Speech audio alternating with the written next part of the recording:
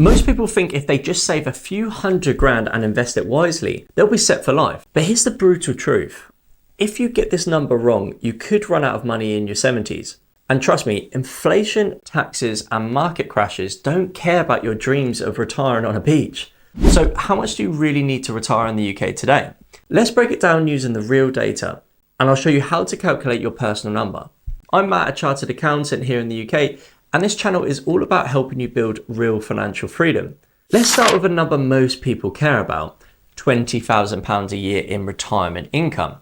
That's a fairly modest, comfortable lifestyle for many, covering basic bills, food, travel, and a few luxuries.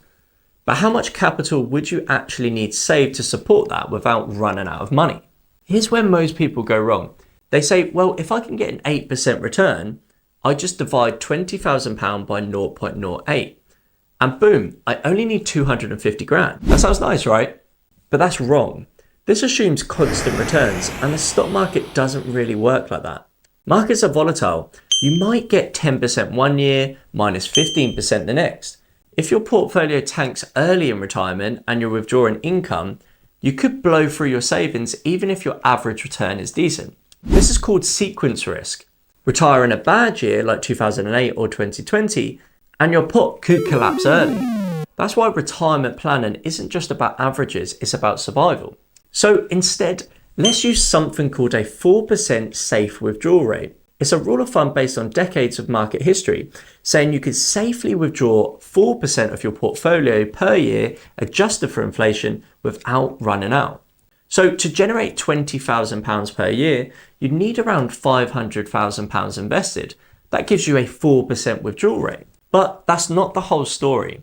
That's just the starting point, because the real number changes once you factor in a few things most people forget. So the first factor is the UK state pension. Good news first, if you qualify for the full UK state pension, that's currently, and if you're retiring at 67 or later, that's a guaranteed income stream. So if your retirement goal is £20,000 per year and your state pension covers around 11.5 grand of that, then you only need to generate 8.5k from your own portfolio. At a 4% withdrawal rate, that means you only need £212,500 saved, not $500,000, which is a big difference, right? The second factor is your retirement age. Let's say you want to retire at 55 instead of 67. That's potentially 12 years without a state pension. So now you need a much bigger portfolio to bridge the gap. You'd need around £330,000 just to cover that 12-year gap alone, and another £212,000 after that. So to retire at 55 with £20,000 a year, you're looking at around £540,000 to £600,000, depending on inflation and market conditions. The third factor is your spending isn't linear. Most people don't spend the same every year in retirement. Research shows people spend more in their early years, holidays, eating out, and home upgrades. Then it dips in their 70s and might rise again later due to care costs. You might only need 70 to 80% of your original budget after age 75, so a flexible spending plan could significantly reduce how much you need to save. The fourth factor, as you've probably heard of many times, is inflation. This is the silent killer of retirement dreams. If inflation is at 3% per year and your £20,000 budget stays the same, you'll lose half your purchasing power in 24 years. That's why you can't just think in today's money. You need investments that beat inflation, like stocks, not just cash or bonds. The next factor is taxes and account types. Where your money is held also matters. Let's compare 3 examples. The first one is an ISA, which is tax-free. It's great for withdrawals, no income tax, no capital gains. The next one is pension. You get tax relief going in, but 75% of it is taxable on the way out potentially. You also have a general investment account, or a GIA, where capital gains and dividends are taxed annually. If your investments are in an ISA, you'll need less saved because tax isn't eroding your returns. Let's break it down with real world goals and state pension factored in. I'll put a table above with the annual retirement income portfolio you need at different ages. These are rough figures using a 4% withdrawal rate and state pension at 67. If you retire earlier, you'll need more. If you invest more aggressively, say 100% stocks, you might need slightly less, but you will have more volatility. So how do you figure out what you need? Here's the 4-step method. Firstly, define your retirement lifestyle. Is it basic at £20,000 a year, comfortable at £30,000 to £40,000 a year, or luxury at £50,000 plus? Second, subtract your state pension.